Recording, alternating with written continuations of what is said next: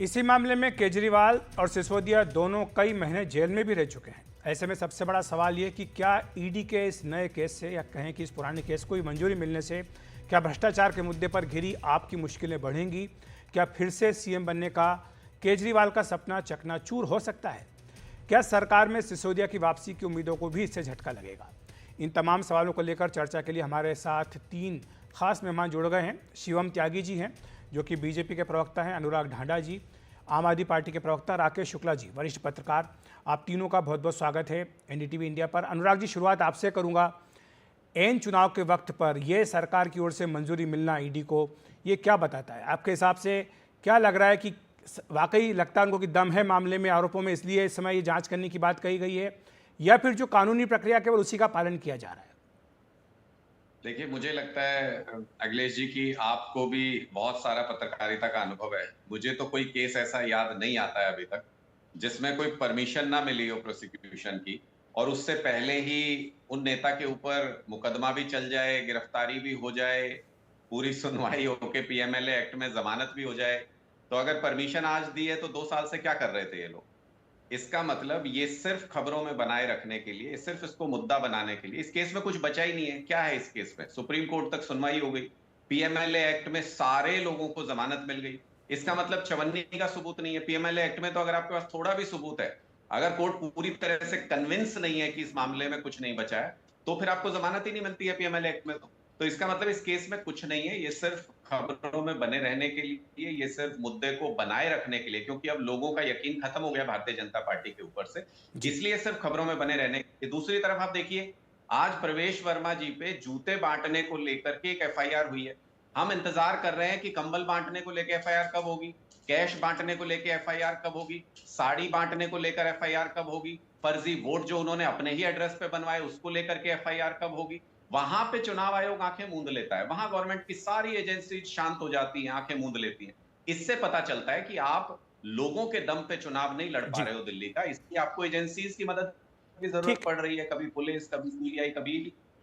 जी, शिवम जी के पास चलते हैं। शिवम जी, आपने सुना अनुराग जी को कह रहे हैं कि ये चुनाव के वक्त पर एजेंसियों का दुरुपयोग तो साफ तौर पर है ही, और जहां तक शराब घोटाले की या कथित शराब घोटाले की बात है, सुप्रीम कोर्ट से भी जमानत मिली हुई है। तो ऐसे में जब ये मामले में कुछ दम है ही नहीं, तो चुनाव के वक्त इसे मुद्दा क्यों बनाया जा रहा है? देखिए, मैं तो एक ही चीज कहना चाहता हूँ कि सुप्रीम कोर्ट और देश के बाकी कोर्ट और सारी एजेंसीज अगर अनुराग ढांडा से थोड़ा सा एडवाइस करने लगे तो ज्यादा बेहतर रहेगा। ये ज्यादा बेहतर बताते हैं, मुझे लगता है, कोर्ट और एजेंसीज से। इनको ज्यादा बेहतर नॉलेज है। इनके जो नेता हैं वो पहले जो है इस देश के हर न्यूज चैनल पर जा जाकर कहते थे, अरे गिरफ्तार करो, केजरीवाल को गिरफ्तार करो, अगर कुछ मिला हो तो गिरफ्तार करो। 3 मफलर मिले, सालों जेल रहकर आ गए हो। सुप्रीम कोर्ट आपको ऑफिस जाने की आजादी नहीं देता, किसी फाइल पर सिग्नेचर करने की आजादी नहीं देता। रबर स्टैंप बनकर रह गए थे, तब जाकर आपने इस्तीफा दिया। आज यहाँ पर आप भाषण दे रहे हैं और इन्होंने कहा कि नहीं, किस बोल बात रहे की हैं जांच? अभी जांच तो हो गई। केजरीवाल जी ने साइन भी प्लीज किया, बीच में नहीं, सब कुछ बीच में नहीं, किया। सभ्य सभ्य सभ्य लोगों की तरह डिबेट करते हैं ना भाई। आप तो मीडिया से आए, आप तो ज्यादा बेहतर जानते हैं। मैं एक चीज आपसे पूछना चाहता हूँ, यहाँ पर जो है सबसे पहले तो 2024 में मई जून के जुलाई के आसपास जो है एलजी साहब हैं, उन्होंने भी इसमें जांच के आदेश दिए थे, अनुशंसा की थी और उसके बाद परमिशन दी थी। अब जो है गृह मंत्रालय ने दिए, विषय साफ है। पीएमएलए के तहत जो सारी चीजें हुई हैं उसमें मनी लॉन्ड्रिंग की जांच होनी है। मनी लॉन्ड्रिंग में कहा गया है और उसके बाकायदा सबूत दिए हैं कि 100 करोड़ रुपए का एक तरीके से फर्जी शराब जी। कारोबारियों से एक्सटॉर्शन किया गया है। उन कंपनीज को लाइसेंसेस दिए गए हैं, उन डिस्टिलरीज को लाइसेंसेस दिए गए हैं जो ऑलरेडी पहले से ही ब्लैक लिस्टेड थी। उनसे 100 करोड़ रुपया लिया गया, उसका 45 करोड़ रुपया जो है गोवा के चुनाव में खर्चा गया। उसके सारे रिकॉर्डेड एविडेंसेस जो है कोर्ट में दिए गए हैं। हाँ, अब बेल की जो इन्होंने बात की, बेल वाले पहले नहीं है अरविंद केजरीवाल, उससे पहले के कविता की बेल हुई थी भाई। कमाल बात करते हो कि नहीं नहीं बेल हो गई तो। और मैं एक और चीज आपसे कहना चाहता हूं अखिलेश जी, इस देश में जो आदमी 5 केसेस में कन्विक्टेड है, लालू प्रसाद यादव, इनके बड़े भैया, जो एक जमाने में इनके लिए भ्रष्टाचारी होते थे, वो आज भी अपने आप को भ्रष्टाचारी नहीं मानते हैं।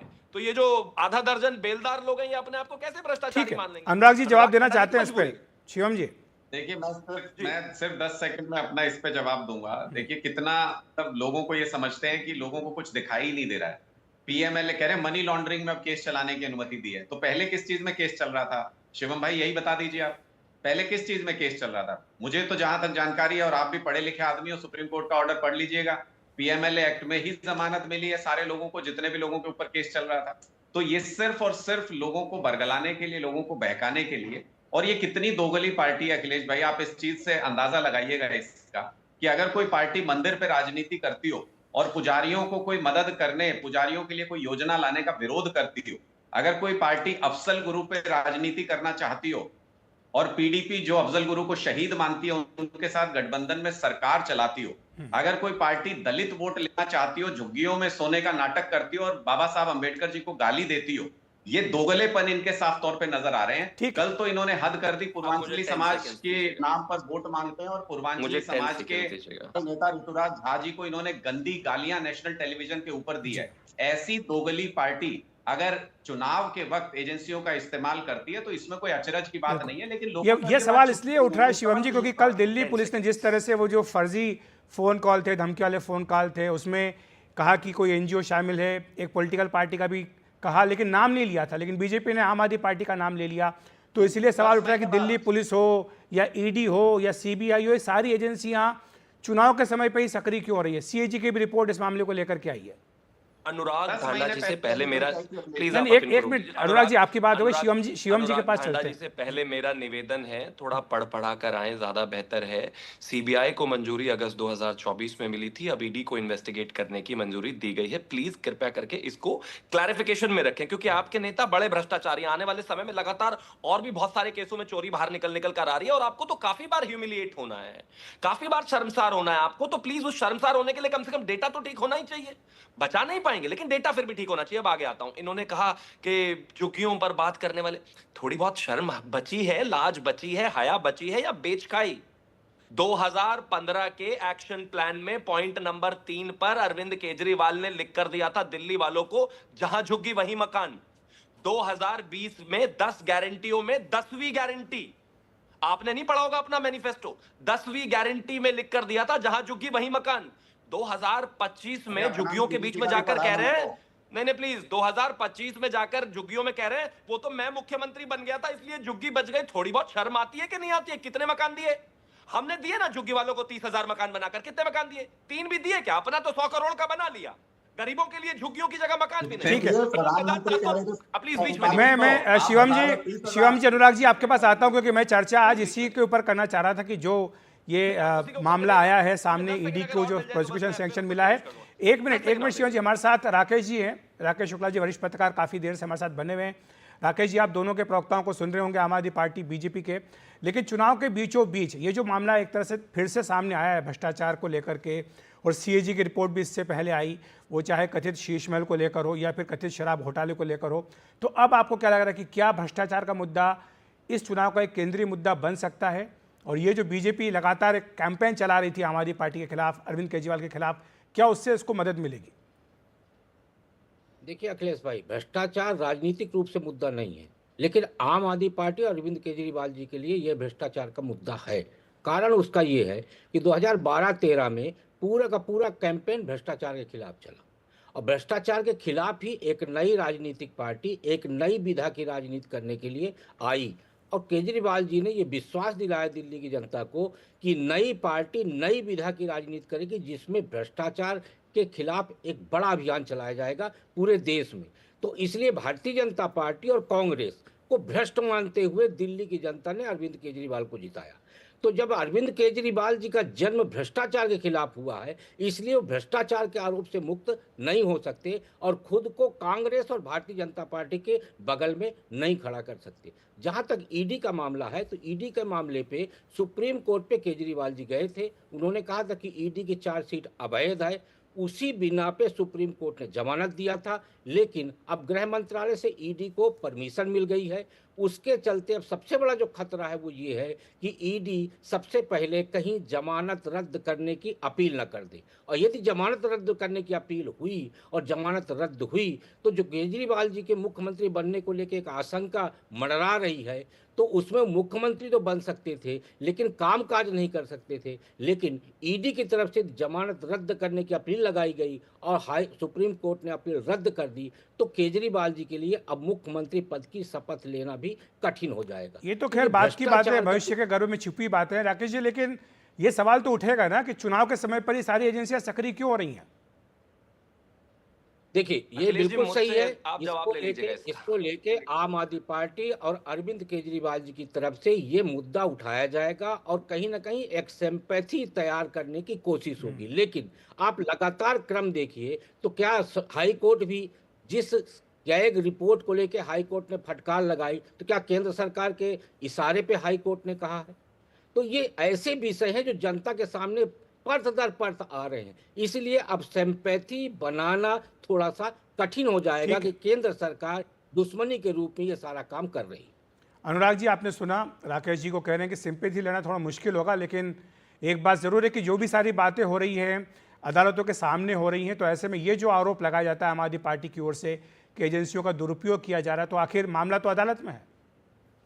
देखिए, मैं तो यही बात तो कह रहा हूं कि मामला ऑलरेडी अदालत में है। जेल में हमारे नेताओं को झूठे केस बना के रख लिया, पूरी सुनवाई हो गई, जमानत हमें मिल गई। अब ये कयास लगाए जा रहे हैं कि भविष्य में ऐसा हो जाएगा, शायद अरविंद केजरीवाल मुख्यमंत्री नहीं बन पाएंगे। तो ये तो प्रोपेगेंडा है ना। इसी के बिना पे तो भारतीय जनता पार्टी चुनाव में उतरना चाहती है, क्योंकि जब तक अरविंद केजरीवाल सामने है तब तक तो उनके पास कोई चांस है ही नहीं। तब तक तो उनका कोई मुकाबला वो कर ही नहीं पाएंगे। मैं सिर्फ ये पूछना चाहता हूं कि 10 साल तक बांग्लादेशी रोहिंग्याओं को देश में लाके बसाते रहे, और 10 साल के बाद 10 महीने से जो जांच चल रही है, 1 मई 2024 को पहली थ्रेट कॉल आई थी। उसके बाद 10 महीने बाद ये कहते हैं, कानून व्यवस्था की हालत देख लो, कहते हैं आम आदमी पार्टी के जो नेता हैं वो करवा रहे हैं इस तरीके की कॉल। 10 साल रोहिंग्याओं को लाके बसाते रहे, और चुनाव के टाइम में कहती है इनकी पुलिस आम आदमी पार्टी के नेता जो हैं वो साइन कर रहे हैं इनके वो आधार कार्ड बनवाने के लिए। तो मुझे लगता है कि लोग भी इस बात को देख रहे हैं कि इनकी एजेंसियां किस तरीके से काम कर रही हैं। चुनाव में सिर्फ क्योंकि भारतीय जनता पार्टी अपनी योजनाओं पे नहीं जा सकती, इनके पास ना चेहरा है, इनके पास ना प्रोमिसेस हैं दिल्ली के लिए, ये ना अभी तक कैंडिडेट तय कर पाए हैं अपने सारे के सारे, ना इनके पास कोई नैरेटिव है, इनके पास दूल्हा ही नहीं है इनकी बारात का, कहां जाके बैठेगी वो बारात। ठीक। इसलिए इनको कोई और तरीका नहीं आता, एजेंसियों का इस्तेमाल कीजिए। इनकी बारात में ईडी, सीबीआई, पुलिस, यही सब है, दूल्हा गायब है। ठीक है, शिवम जी।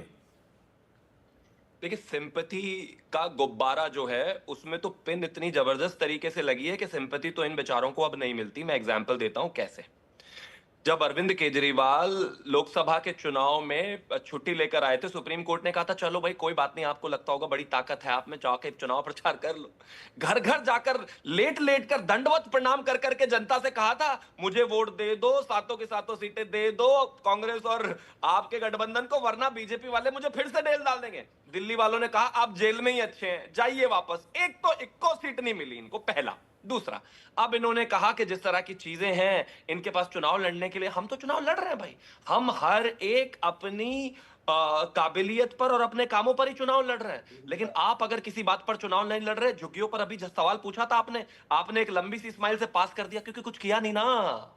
बता दो 11वीं में कैसे 56,000 बच्चे फेल हो रहे हैं, 20% रिजल्ट कैसे कम है। बता दो कैसे 25% जो है स्कूल्स में टीचर्स नहीं है। बताइए 10,000 टीचर्स की कमी कहां पर है। बताइए 193 स्कूल में 2,403 आपको रूम्स बनाने थे, 1300 करोड़ का घोटाला कर लिया। बताइए 2025 में 2026 का शराब घोटाला कैसे कर लिया। जवाब देने पड़ेंगे भाई। देखिए अनुराग जी, अनुराग जी स्माइल भी बहुत अच्छा है कि आप स्माइल भी करते हैं, बहुत बढ़िया बात है, इससे माहौल अच्छा रहता है।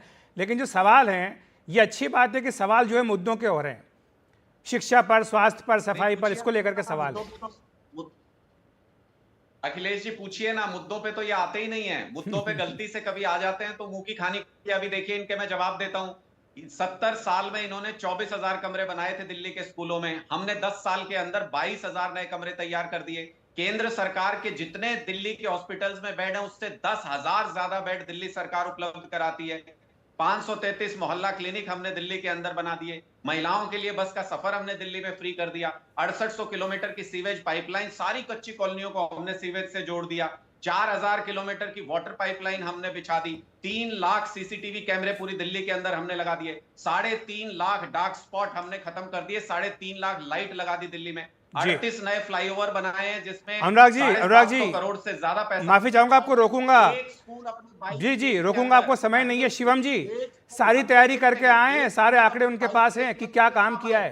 स्कूल नहीं बना पाए अपने 22 स्टेट के अंदर। मेरा रिक्वेस्ट है आपसे, मैं बीच में उनके बोला नहीं, बीच में भी आप उनको रोक दीजिए। अनुराग जी समय की कमी है, शिवम जी का संक्षेप में जवाब ले लेते हैं, मुझे ब्रेक लेना होगा। जी शिवम जी। नहीं, मैं आया था नई ट्रेन लाने, मैं उसमें डब्बे लगा रहा हूँ। मैं आया था नई हवाई जहाज लेने, उसमें नई कुर्सियां लगा रहा हूं। अरे शर्म करो, आप ही ने कहा था 500 स्कूल बनाएंगे, 15 यूनिवर्सिटी बनाएंगे, 25 हॉस्पिटल बनाएंगे। कहाँ है भाई?